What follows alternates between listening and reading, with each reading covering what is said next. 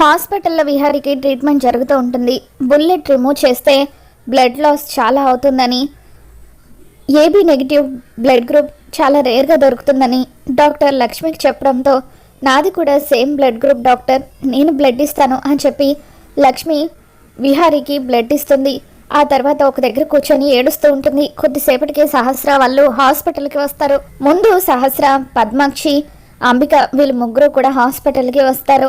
ఇక లక్ష్మి ఒక దగ్గర కూర్చోవడం చూసిన అంబిక, వస్తే లక్ష్మి, నువ్వు అక్కడికి రావడం వల్ల నా ప్లాన్ అంతా కూడా ఫ్లాప్ అయింది కదే అని చెప్పి మనసులో తిట్టుకుంటూ, అటు చూడు సహస్ర, దీనివల్లే విహారికి ఈరోజు ఈ పరిస్థితి వచ్చింది అని చెప్పి అంటూ ఉంటే, నువ్వేంటి ఇక్కడ, మా బావని చూసుకోవడానికి మేము ఉన్నాం కదా, నువ్వెందుకు ఇక్కడికి వచ్చావు అని చెప్పి నేను ఇంట్లో నుండి వెళ్ళగొట్టినా కూడా నీకు ఇంకా సిగ్గు రాలేదా అంటూ తనని జుట్టు పట్టుకొని సహస్ర బయటకు గెంటేస్తూ ఉంటుంది. అప్పుడే అక్కడికి యమున వస్తుంది.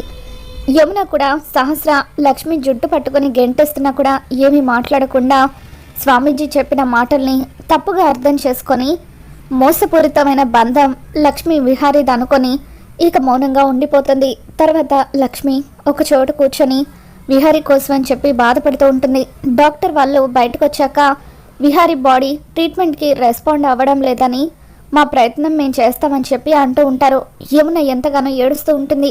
పోనీ వేరే హాస్పిటల్కి షిఫ్ట్ చేయమంటారా అని సహస్ర అంటూ ఉంటే, మీరు ఎక్కడికి తీసుకెళ్ళినా ఎటువంటి ఉపయోగం లేదు, మాది కూడా సిటీలో బెస్ట్ హాస్పిటలే అని చెప్పి డాక్టర్ అంటూ ఉంటారు.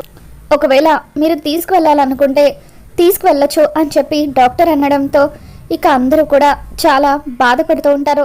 లక్ష్మిని ఎవరు దగ్గరికి రానివ్వకపోవడంతో అక్కడ పనిచేసే బాయ్ ద్వారా విహారీ కండిషన్ తెలుసుకొని లక్ష్మి ఏడుస్తూ ఉంటుంది. అమ్మా, ఎందుకమ్మా మంచి వాళ్ళకే కష్టాలు ఇస్తున్నావు, విహారీ గారికి ఏమీ కాకూడదు అని చెప్పి లక్ష్మి అక్కడున్న అమ్మవారికి దండం పెట్టుకుంటూ విహారీ గారి మీద ప్రాణాలు పెట్టుకొని, అక్కడ యమునమ్మ గారు, సహస్ర అమ్మగారు ఉన్నారు.